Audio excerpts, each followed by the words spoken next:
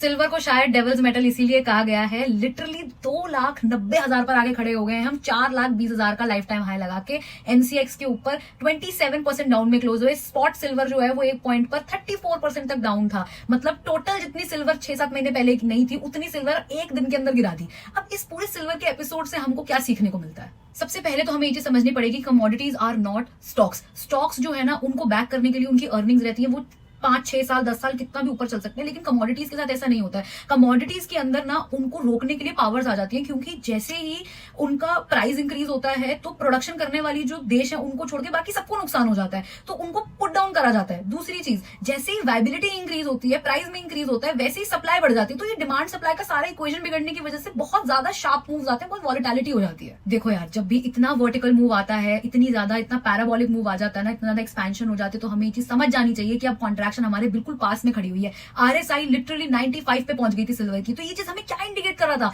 कि भाई कॉन्ट्रैक्शन आ गई, लेकिन हम लोगों ने क्या कहा, नहीं जी 5-10% के लिए यार रिस्क लेते हैं, कोई बात नहीं, रिस्क है तो इश्क है।